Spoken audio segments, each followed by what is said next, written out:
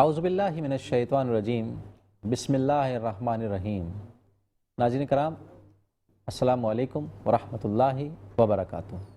ایک بار پھر voice of private schools association اور Al-Safa academy group of schools کے زیر اہتمام پروگرام علم و آگہی میں آپ کا میزبان اسد جواد شروانی حاضر خدمت ہے۔ ناظرین کرام، الحمدللہ آپ یکم رمضان المبارک سے ہمارے اس پر رونق اسٹیج کو دیکھ رہے ہیں، جس میں کہیں پر حضور کی عشق اور محبت سے سرشار ہو کر ثنا خوانی کا شرف حاصل کیا جاتا ہے، اور کہیں پر قرآن مجید فرقان حمید کے احکامات کی روشنی میں بچوں کے درمیان کل کراچی مقابلہ حسن تقاریر منعقد کیا جاتا ہے۔ کہیں پر سیرت النبی صلی اللہ علیہ وآلہ وسلم سے لیے گئے سوال و جواب، جس میں بہت ہی علمی مواد موجود ہوتا ہے۔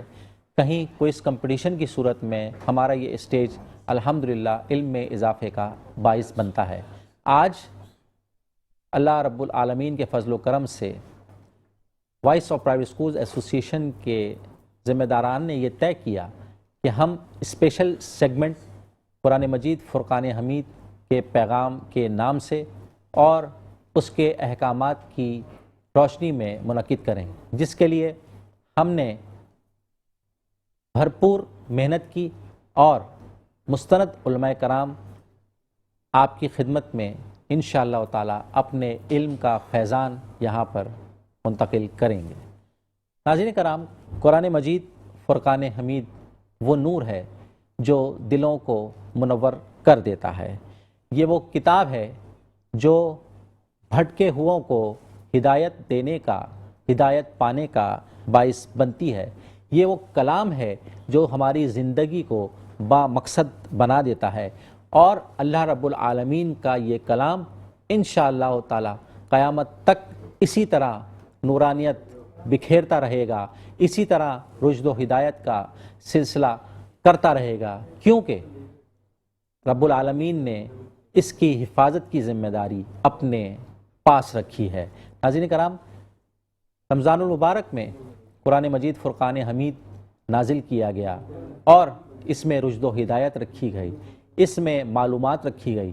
زندگی کا کوئی بھی شعبہ ہو، ہمیں جو پریشانیاں لاحق ہوتی ہیں ان کے لیے ہم بآسانی صحیح بہتر کرنے کے لیے، صحیح کرنے کے لیے، اور سیر حاصل گفتگو کرنے کے لیے، اور تمام معاملات کو بہتر انداز میں چلانے کے لیے ہم قرآن مجید فرقان حمید سے رہنمائی لے سکتے ہیں۔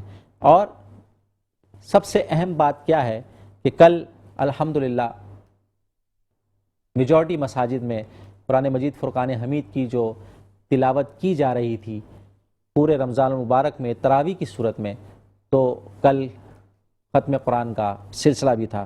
ناظرین کرام، حفاظ کرام وہ خوش نصیب ہیں جنہوں نے اللہ رب العالمین کا کلام اپنے سینے میں محفوظ کیا، ان کی زبان پر قرآن اللہ رب العالمین نے جاری کر دیا۔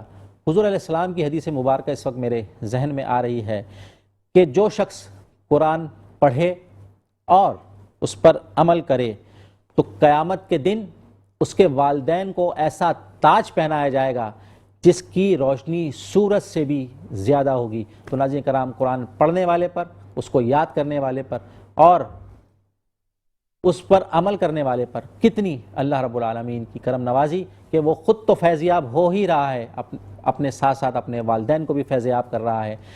ہم اپنے معزز مہمانان کی جانب چلتے ہیں، اور آج بہت ہی علمی اور مقتدر شخصیات ہمارے درمیان یہاں پر تشریف فرما ہیں۔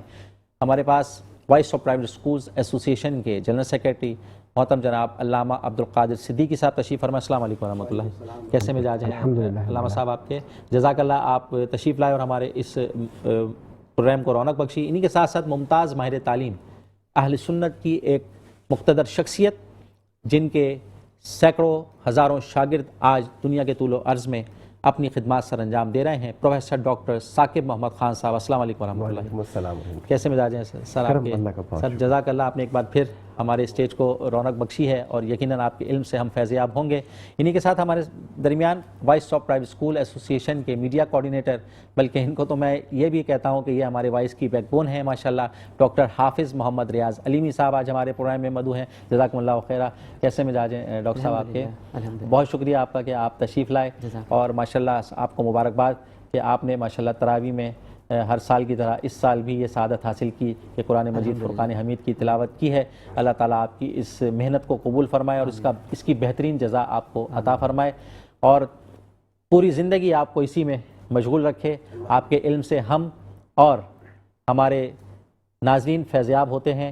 آپ ماشاءاللہ بیک پر رہ کر جو کام اس ٹرانسمیشن کے لیے کرتے ہیں، میں سمجھتا ہوں کہ اس کی کوئی نظیر نہیں ملتی، مجھے اس کی کوئی مثال نہیں ملتی۔ اللہ تعالیٰ اسی طرح آپ کو ثابت قدم رکھے، آپ کے علم میں مزید اضافہ فرمائے۔ انہی کے ساتھ ساتھ ہمارے وائس آف پرائیویٹ اسکول ایسوسی ایشن کے انفارمیشن سیکریٹری، وسیع نعت اکیڈمی کے چیئرمین محترم جناب شیخ وسیع احمد اویسی صاحب یہاں تشریف فرمائے۔ السلام علیکم ورحمۃ اللہ۔ وعلیکم السلام۔ کیسے مزاج ہیں وسیع بھائی آپ کے؟ جزاک اللہ، آپ ایک بار پھر جو ہے یہاں پر تشریف لائے اور ہمارے اسٹیج کو رونق بخشی۔ ناظرین ہم چلتے ہیں اپنے مہمانان کی جانب۔ میں سب سے پہلے جو ہے اپنی گفتگو بالکل میں نے مختصر اس لیے کی ہے کہ میں اہل علم کی گفتگو سننا چاہتا ہوں اور آپ کو سنانا چاہتا ہوں تاکہ زیادہ سے زیادہ ہم ان کے علم سے فیضیاب ہو سکیں۔ میں ڈاکٹر حافظ محمد ریاض علیمی صاحب آپ کی جانب آتا ہوں۔ ڈاکٹر صاحب ماشاءاللہ آپ کا ایک وسیع تحقیقی مطالعہ ہے، اور میں نوجوان نسل کے حوالے سے آپ سے بات کرنا چاہتا ہوں کہ کون سی ایسی تدبیر اختیار کی جائے کہ کس طرح قرآن سے نوجوان نسل کو جوڑا جا سکے۔ بسم اللہ الرحمن الرحیم، نحمدہ ونصلی علی رسولہ الکریم۔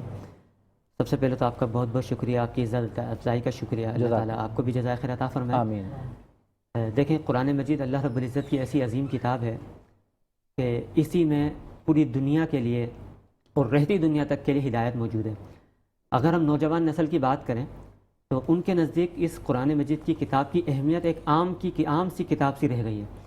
ان کے نزدیک جو نظریہ ان میں انجیکٹ کیا گیا ہے وہ یہ کیا گیا ہے کہ یہ اس میں پرانے لوگوں کے قصے ہیں، اور اس میں صرف نماز اور زکوٰۃ کی بات ہے اور صرف روزے کی باتیں ہیں۔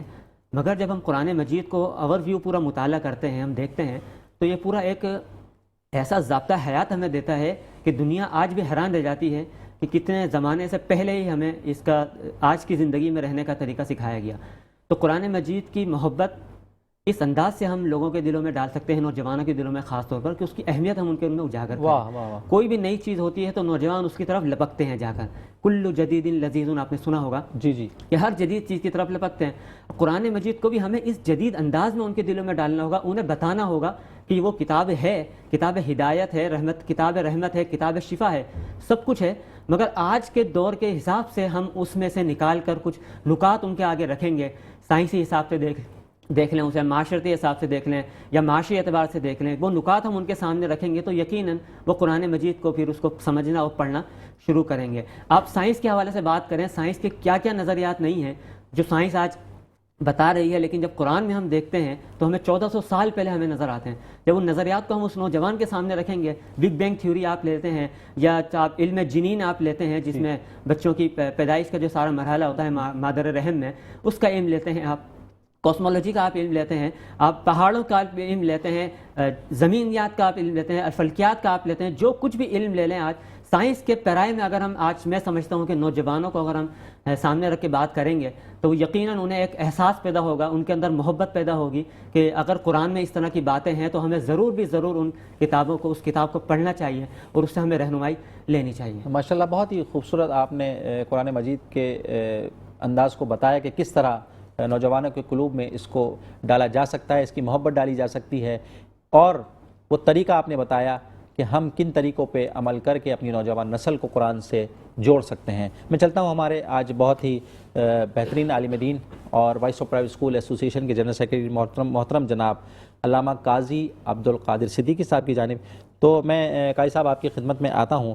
میں صرف یہ پوچھنا چاہتا ہوں کہ قرآن مجید کے مطابق ایک اچھے انسان کی کیا صفات ہونی چاہیے کہ کس طرح ہم جو ہے اس سے استفادہ حاصل کر سکتے ہیں اور اپنی تربیت کے لیے ہم اپنے اندر بہتری لا سکتے ہیں۔ ماشاءاللہ، جزاک اللہ، بہت اچھے موضوع پر آج یہ پروگرام ترتیب دیا ہے آپ نے، کیونکہ نزول قرآن کے ہی یہ ایام ہیں اللہ تعالی ہم سب کو قرآن کی رحمت برکت نصیب فرمائے۔ آمین۔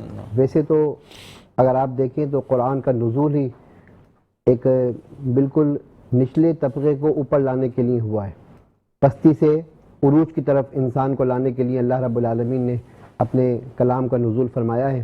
اور وہ معاشرہ جو بالکل پستی کا شکار تھا، ذب و حالی کا شکار تھا، انسانیت دم توڑ رہی تھی، جب اللہ رب العالمین نے اپنے محبوب کریم علیہ الصلوۃ والسلام کی ذات اقدس پر قرآن مجید فرقان حمید کی آیات طیبات نازل فرمائی، جیسے جیسے اہل عرب مکے کے لوگ قرآن سنتے رہے، قرآن سے وابستہ ہوتے رہے، ان کی زندگی میں انقلاب آتا رہا۔ واہ، اور جو قرآن مجید فرقان حمید کی تعلیمات کو اپنا اوڑھنا بچھونا بناتے رہے، وہ رہتی دنیا تک کے انسانوں کے لیے رہنما، رہبر اور آئیڈیل بن گئے۔ واہ واہ واہ۔ بہت ساری مثالیں صحابہ کرام کی ایسی ہیں کہ جنہوں نے جب قرآن مجید فرقان حمید سنا تو ان کی زندگی بدل گئی اور وہ ہمیشہ کے لیے لوگوں کے لیے رہبر اور رہنما بن گئے۔ قرآن مجید فرقان حمید کی ہر آیت، قرآن مجید کا ہر حکم انسان کو پستی سے عروج کی طرف لے جانے کے لیے ہے۔ کامیاب انسان کی جہاں تک بات ہے تو رب العالمین نے قرآن مجید فرقان حمید میں بے شمار مقامات پر کامیاب لوگوں کی صفات بیان کی۔ جب جب ہم نے اپنے استادوں سے یہ سیکھا ہے کہ جب جب وہ آیات تلاوت کی جائیں، پڑھی جائیں، تو اس سے پہلے یہ دعا کی جائے کہ اللہ تعالیٰ ان صفات کو ہمارے اندر بھی رب العالمین راسخ فرما دے، آمین۔ ان صفات کہ ہماری سیرت کو آئینہ دار بنا دے۔ جیسا کہ سورہ فرقان میں اللہ رب العالمین نے پوری کامیاب لوگوں کی صفات بیان فرمائی، عباد الرحمن الذین یمشون علی الارض، پوری آیات طیبات، واہ واہ واہ۔ کئی آیات میں اللہ رب العالمین نے بتا دیا کہ کامیاب انسانوں کی صفات کیا ہوتی ہیں۔ جو اللہ کے بندے ہیں، رحمان کے بندے ہیں، وہ لوگ ہیں جو جب زمین پر چلتے ہیں تو ان کے چلنے کا انداز ہی متانت والا ہوتا ہے، وقار والا ہوتا ہے، حلم والا ہوتا ہے۔ وہ ایسے ہی نہیں چلا کرتے بالکل، حالانکہ سب انسان زمین پر چلتے ہیں، لیکن وہ لوگ جن کو اللہ رب العالمین نے قرآن مجید فرقان حمید کی آیات کا آئینہ دار بنا دیا، حامل قرآن ہے، ان کے چلنے میں وقار اور متانت ہے، ان کی گفتگو میں وقار متانت ہے۔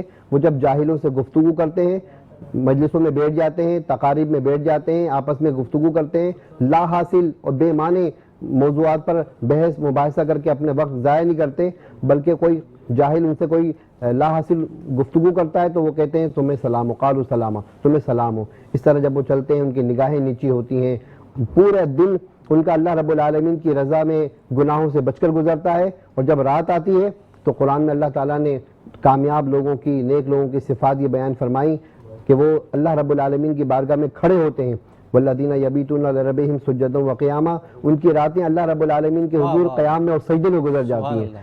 دن اور رات کے معمولات بیان کرنے کے بعد بھی اللہ تعالیٰ کامیاب لوگوں کی بڑی بہترین صفت یہ بیان فرماتا ہے اس آیت مبارکہ میں کہ پھر بھی ان کی زبانوں پر، ان کی دعاؤں میں کیا ہوتا ہے کہ اللہ ہمیں اپنی ناراضگی سے بچا، ہمیں اپنے جہنم کے عذاب سے بچا۔ اور یہ فرما کر قرآن مجید فرقان حمید ہماری تربیت کا سامان کر رہا ہے۔ یہ مقدس دن بھی ہمارے سروں پر سایہ فگن ہے، یہ اشرفی جہنم سے آزادی کا ہے۔ قرآن مجید فرقان حمید کامیاب لوگوں کی صفات بیان کرتا ہے۔ جب وہ خرچ کرتے ہیں تو بالکل میانہ روی کے درمیان رہتے ہیں، نہ حد سے زیادہ فضول خرچی کرتے ہیں، نہ کہیں بخل سے کام لیتے ہیں کہ اپنوں کو ضرورت ہو، پیسہ رکھا ہوا بھی ہو تو وہ خرچ نہ کریں، اپنی اولاد پر خرچ نہ کریں یا اپنے آپ پر خرچ نہ کریں، ایسا بھی نہیں کرتے۔ اور بالکل زیادہ پاؤں سے زیادہ چادر پھیلانے والا معاملہ بھی نہیں کرتے کہ اپنی تقریبات کے لیے، اپنی خوشیوں کے لیے قرض تلے بوجھ دب جائیں، نمود و نمائش کے لیے کوئی اپنے آپ کو زحمت میں ڈال لیں، ایسا بھی نہیں کرتے۔ قرآن مجید فرقان حمید نے بہترین زندگی گزارنے والوں کو ہی کامیاب واہ واہ قرار واہ، دیا ہے۔ کیا خوبصورت کلام آپ نے فرمایا۔ میں آتا ہوں ہمارے مہمان ڈاکٹر ثاقب محمد خان صاحب کی جانب۔ سر، آج کل جو صورتحال ہمیں نظر آ رہی ہے، صرف یہ ایک ذہن دیا جاتا ہے کہ کیا قرآن صرف ایک انفرادی جو ہے وہ اصلاح کی کتاب ہے، لیکن کیا ہم اس سے عالمی طور پر، سیاسی طور پر یا معاشی طور پر انقلاب کی صورت میں کس طرح اس کو دیکھتے ہیں؟ بسم اللہ الرحمن الرحیم۔ سب سے پہلے تو بہت بہت مبارکباد آپ کو، خیر مبارک۔ نہایت کامیابی کے ساتھ کوئز کا معاملہ نہایت کامیاب سیرت کے حوالے سے الحمدللہ بنا، الحمدللہ، اور میں سمجھتا ہوں کہ جو فائنل ہونے جا رہا ہے وہ بھی ماشاءاللہ ایک معقول العرا ہوگا انشاءاللہ۔ بالکل ہوگا، بچے ماشاءاللہ بڑی تیاری کے ساتھ آتے ہیں، اور ماشاءاللہ۔ یہ میں سمجھتا ہوں کہ ریاض بھائی ہوئے، وسیع بھائی ہوئے، آپ لوگوں کی محنت ہے اور اس کو میں بےلوث محنت کروں گا، کیونکہ اس میں نہ تو کوئی مونیٹری بینیفٹس بظاہر نظر آتا، نہ کوئی ایسی کچھ بینیفٹس ہے. تو اللہ تبارک و تعالیٰ بھی اس کو پسند فرمائے، اس کے حبیب بھی اسے پسند فرمائے، آمین. اور اللہ تعالیٰ آپ کی ہر جزا کو، ہر معاملہ کو بہتر فرمائے. جی اب ہم قرآن پاک جب ہم کھولتے ہیں تو یہ ہم نے قرآن پاک کھولا ہے، اور اس طرف سورۃ الفاتحہ اور دوسری طرف جو سورۃ البقرہ کا آغاز ہے، اگر ہم صرف پہلے ہی پیج کو دیکھ لیں تو آپ کے سوال کا جواب مل جاتا ہے. اللہ تبارک و تعالیٰ ارشاد فرماتا ہے الف لام میم ذالک الکتاب لا ریب فیہ ھدی للمتقین. اب متقیوں کی 3 کوالٹیز بتائیں. الذین یؤمنون بالغیب ویقیمون الصلاۃ ومما رزقناہم ینفقون. یعنی یہاں پہ اسلام کو بنیادی اصول یہ بتا دیا کہ سب سے پہلے تو مسلمان وہ ہے جو غیب پر ایمان لے کر آئے، ایمان میں کوئی تزلزل نہ ہو، تذبذب نہ ہو، اور جو فرائض ہیں جو اس پہ لاگو کیے گئے ہیں، چاہے وہ نماز کی صورت ہو، چاہے وہ زکوٰۃ کی صورت ہو، چاہے وہ حج جب اس کو فرض ہو جائے، یہ جو فرائض ہے اس کو بجاوری کرے. پھر یہ کوئی نہ سمجھے کہ میں صرف میرا فائدہ، میری جنت، میری نجات، میں جہنم سے بچ جاؤں یا میں ہی سب کامیاب ہو جاؤں. اس میں یہ بتایا گیا وَمِمَّا رَزَقْنَاهُمْ يُنْفِقُونَ، وہ اجتماعیت کا جو کانسیپٹ دیا گیا. پھر آگے اسی آیت میں فرمایا گیا اولئک علی ھدی من ربہم واولئک هم المفلحون. یعنی کامیاب لوگوں کا اسلام کا نظریہ یہ ہے جو کبھی بھی صرف اپنے بارے میں نہیں سوچتا، بلکہ سورۃ الماعون میں تو اس بات کو بہت وضاحت کر دی ارأیت الذی یکذب بالدین فذلک الذی یدعو الیتیم ولا یحض علی طعام المسکین. یعنی ایسے شخص چاہے وہ نمازی بھی ہو سکتا ہے، چاہے وہ بہت ذکر کرنے والا ہے، لیکن یتیموں کے ساتھ، مسکینوں کے ساتھ اگر اچھا سلوک نہیں کرتا تو پھر وہ اچھا مسلمان نہیں ہے.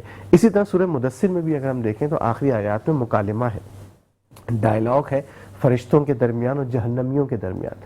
فرشتے جہنمیوں سے یہ پوچھیں گے بھئی تمہاری کس وجہ سے تم جہنم میں پہنچے، تو وہ 3 اپنی عادات بتائیں گے. سب سے پہلے بات تو یہ کہیں گے کہ ہم نماز نہیں پڑھتے تھے، پھر یہ کہیں گے کہ ہم جو ہے وہ فحش باتوں کے ساتھ باتیں کرتے تھے، اور ہم مسکینوں کو، غریبوں کو کھانے کھلانے کی ترغیب نہیں دیتے تھے، ہم وہاں پہ کھانا نہیں کھلاتے تھے. تو قرآن کا اگر آپ اجتماعیت کے حوالے سے بات کریں تو ایک کانسٹنٹ تھیم ہمیں ملتی ہے وَأَقِیمُوا الصَّلَاةَ وَآتُوا الزَّکَاۃ. یعنی وَأَقِیمُوا الصَّلَاۃ تک محدود نہیں ہے، یعنی کوئی بھی انفرادی طور پر نہ سمجھے کہ اسلام وہ کیپٹلزم والا کانسیپٹ ہے، اسلام کوئی اس طرح سے بے محض سوشلزم کی طرح سے بھی نہیں ہے. اسلام اجتماعیت کی تعلیم دیتا ہے، اور اچھا مسلمان وہی ہوتا ہے جو اپنے ساتھ ساتھ درجہ بدرجہ والدین، گھر والے، پھر اس کے بعد اہل خانہ ہیں، پھر محلے والے ہیں. جب تک یہ ذہن کسی مسلمان کا نہیں ہوگا، چاہے عبادات کرتے کرتے پہاڑ کے برابر بھی کر دے، وہ کامیاب مسلمان نہیں ہے.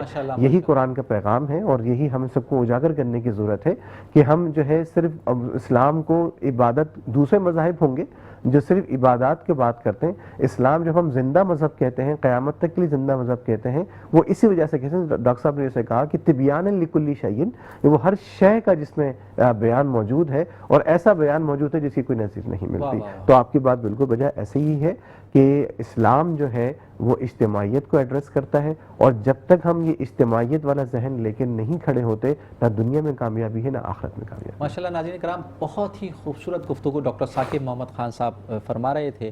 میں اپنے پروگرام کو آگے بڑھاتے ہوئے آج رمضان المبارک کی الحمدللہ 27واں دن ہے، 27واں روزہ ہے، اور اس رمضان المبارک میں اہل سنت کی بہت ہی مقتدر شخصیات وہ دنیا میں تشریف بھی لائیں اور دنیا سے پردہ بھی کر گئیں، وصال بھی فرما گئیں، جس میں ایک اہم نام میرے مرشد کریم حضرت علامہ سید شاہ تراب الحق صاحب قادری علیہ رحمہ کا ہے.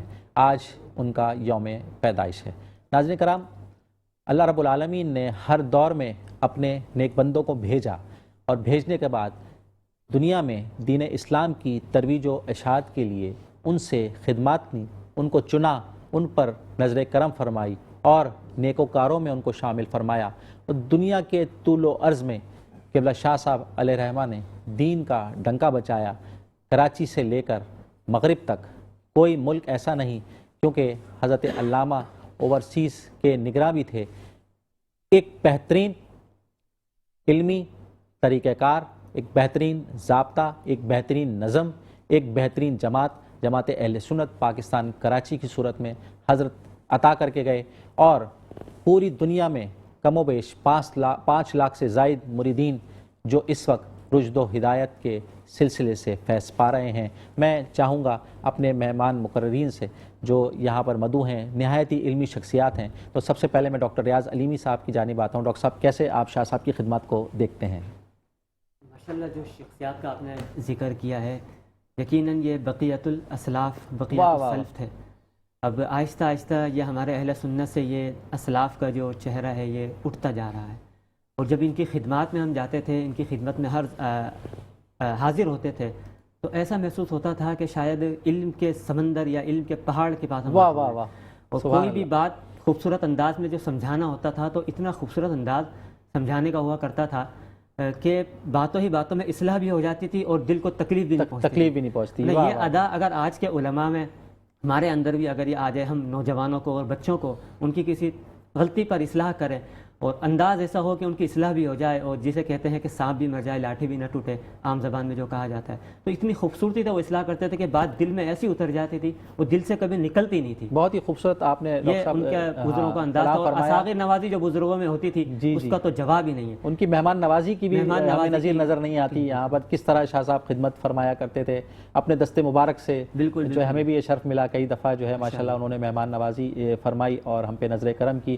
ماشاءاللہ۔ بہت ہی خوبصورت کلام آپ نے فرمایا۔ میں ہمارے voice of private school association کے جنرل سیکریٹری محترم جناب علامہ عبدالقادر صدیقی صاحب کی جانب آپ شاہ صاحب سے ماشاءاللہ آپ کی ملاقات بھی رہی، قربت بھی رہی، اور ماشاءاللہ آپ نے فیض بھی ان سے بہت لیا ہے، تو میں یہ چاہوں گا کہ ان کی کچھ خدمات کے حوالے سے آپ آج جو ہے ذکر ضرور فرمائیں۔ الحمدللہ، اللہ رب العالمین کا بڑا فضل اور کرم ہے، یہ ہمارے لیے جو سمجھ لیں کہ باعث فخر بھی ہے، باعث سعادت بھی ہے کہ اللہ رب العالمین نے بزرگوں کی زیارت اور ان کی جوتیاں سیدھی کرنے کا الحمدللہ شرف عطا کیا۔ سبحان اللہ۔ جہاں تک ڈاکٹر ریاض علیمی صاحب علامہ سید شاہ طلب اللہ قادری علیہ رحمہ کی مہمان نوازی وغیرہ کی صفات بیان کر رہے ہیں، تو یہ تو الحمدللہ ایک سعادات کا خاصہ بھی رہا ہے، یہ سعادات کا خاصہ ہی ہے، اور یہ ان کے اندر ماشاءاللہ تمام صفات تھیں جو سعادات میں ہوتی ہیں، مہمان نوازی، فیاضی، اور پھر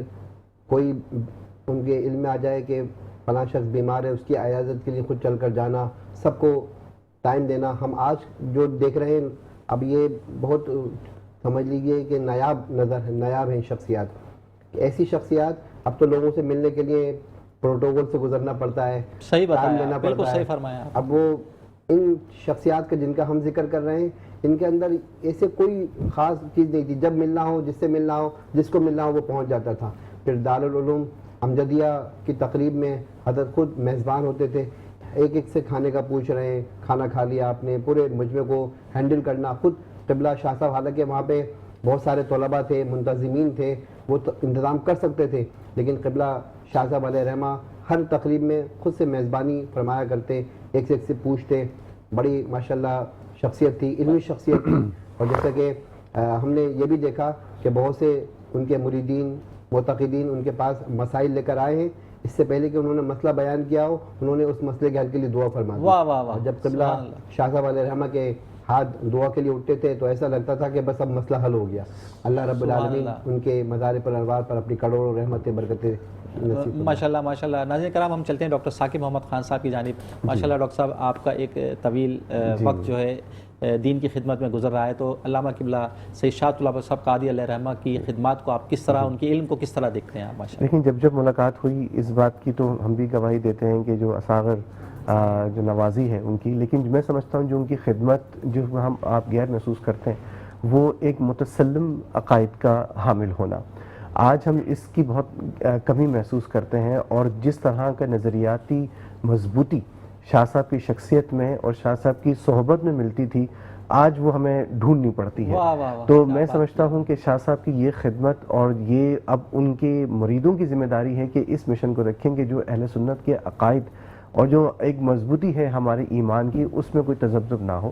یہاں اسد بھائی میں ایک گزارش اور کرنا چاہوں گا کہ آج 27 رمضان المبارک پاکستان بھی جو ہے وہ پاکستان بھی ہے، اور یہ ہے کہ اس بات کی گواہی ہے کہ 27 رمضان المبارک جمعۃ الوداع کا دن تھا، تو اسلام بھی ایسے ہی شخصیات کے وسیلے سے جو ہے نا وہ ہمارا پاکستان قلعہ ہے، اور یہ قیامت تک قائم رہے گا، اسلام کی سرپرستی بھی کرے گا اور قائدانہ صلاحیتیں بھی ہوتی ہیں. اسی طرح کے علماء کرام جو ہیں وہ اسلامی دین خدمت کرتے رہیں گے. یہ اشارہ تھا کہ جو بھی میلی آنکھ سے دیکھے گا رب تعالیٰ کی مدد اس کے خلاف واہ واہ واہ، بہت ہی خوبصورت کلام فرمایا. ناظرین کرام، شاہ صاحب کی حیات مبارکہ میں آج جو ہم صورتحال دیکھ رہے ہیں کہ دین کے خلاف جو فتنے اٹھ رہے ہیں، ہم نے یہ دیکھا اپنے بچپن سے کہ جب تک شاہ صاحب حیات رہے اتنی مجال کسی کی نہیں ہوئی کہ وہ آ کر دین اسلام پر کوئی تہمت لگائے، اس میں کوئی قدغن لگائے، اس شاعر اسلام کو روکنے کی کوشش کرے.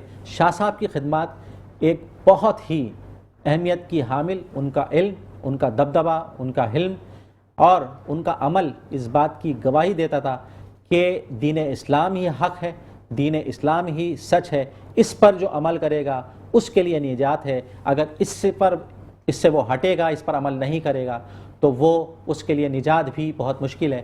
ہمارے درمیان ناظرین کرام شیخ وسیع احمد اویسی صاحب یہاں پر موجود ہیں اور میں چاہوں گا کہ آج 27 رمضان المبارک ہو چکی ہے اور نعت شریف پیش کر کے آپ اپنی شرکت شامل فرما لیں اس میں، کیونکہ وقت ہمارے پاس کم ہے. ہم چاہیں گے اپنے مقررہ وقت پر اپنے پروگرام کو موقوف کریں. صلی اللہ علیہ یا رسول اللہ وسلم علیک یا حبیب اللہ.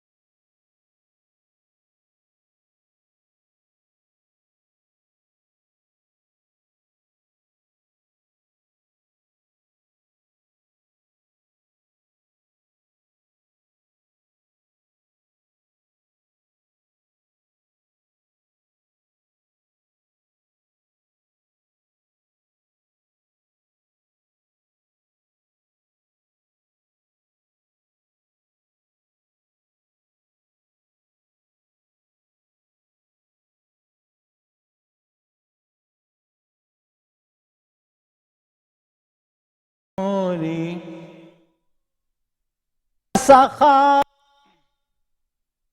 کا تب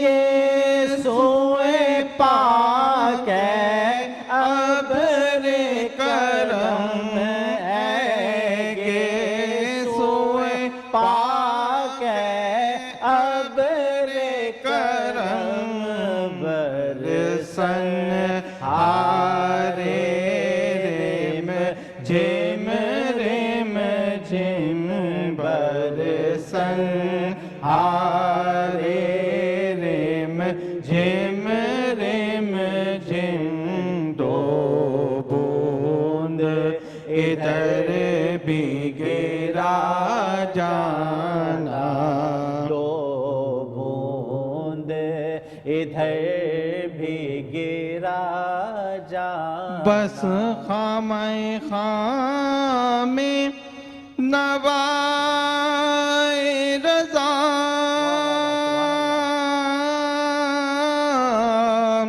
نہ یہ طرز میری نہ یہ رنگ میرا، نہ یہ طرز میری، نہ یہ رنگ میرا، ارشاد آہی بانات ایک تھا، ارشاد آہی بانات ایک تھا، ناچار اس راہ پڑا جانا، لم یاتی نذیروں کا فی نظر مثل تو نہ شد پیدا جانا، جگراج کو تاج تورے سر سو ہے، تجھ کو شہید و سرا جانا۔ سبحان اللہ۔ حضرت کرام بہت ہی خوبصورت کلام جناب شیخ وسیع احمد اویسی صاحب پیش فرما رہے تھے۔ ہم چلتے ہیں اپنے پروگرام کے اختتام کی جانب۔ میں ہمارے درمیان علامہ عبدالقادر صدیقی صاحب تشریف فرمائے۔ میں voice of private school association کی جانب سے یہ چاہتا ہوں کہ آج یوم پاکستان کے حوالے سے آپ کیا کلام فرمانا چاہتے ہیں، پیغام دینا چاہتے ہیں؟ جیسے کہ ڈاکٹر ساجد صاحب نے بتایا، الحمدللہ پاکستان کا قیام ہی 27 رمضان المبارک کو مارد وجود میں پاکستان آیا۔ پاکستان کی قیام سے لے کر پاکستان کی تعمیر تک اور پاکستان کے استحکام تک جتنے لوگوں نے اس کے لیے قربانیاں دی ہیں، ایثار کے ساتھ ہم ان سب کو خراج تحسین پیش کرتے ہیں۔ ہمارے بزرگوں کی لازوال قربانیوں کے بعد خالصتاً اسلام کے نام پر مارد وجود میں آنے والا، ہمارے اساتذہ فرماتے ہیں، ہمارے بزرگ کہتے ہیں، مدینہ منورہ کے بعد دوسری ریاست ہے دنیا کے نقشے پر جو خالصتاً اسلام کے نام پر مارد وجود میں آئی۔ اللہ تعالیٰ یہاں پر اسلام کا بول بالا فرمائے، اور ہماری کوشش کاوش ہے ہم بچوں کے دلوں میں اپنے وطن کی سچی محبت پیدا کر سکیں۔ ماشاءاللہ بہت ہی خوبصورت آپ نے پیغام دیا۔ خدا کرے میری عرض پاک پہ اترے، خدا کرے میری عرض پاک پہ اترے، وہ فصل گل جسے اندیشہ زوال نہ ہو۔ اور آخر میں اس دعا کے ساتھ میں اپنے اس پروگرام کا اختتام کرتا ہوں۔ یہی ہے آرزو کہ تعلیم قرآن عام ہو جائے، یہی ہے آرزو کہ تعلیم قرآن عام ہو جائے، اونچے اونچوں میں اونچا پرچم اسلام ہو جائے۔ اپنے میزبان اسد جواد شروانی کو اجازت دیجیے۔ انشاءاللہ تعالی کل نئے مہمانان گرامی اور بہت ہی علمی سیر حاصل گفتگو کے لیے ہم دوبارہ حاضر ہوں گے۔ تب تک کے لیے اجازت دیجیے، اپنا بہت خیال رکھیے گا۔ السلام علیکم ورحمۃ اللہ وبرکاتہ۔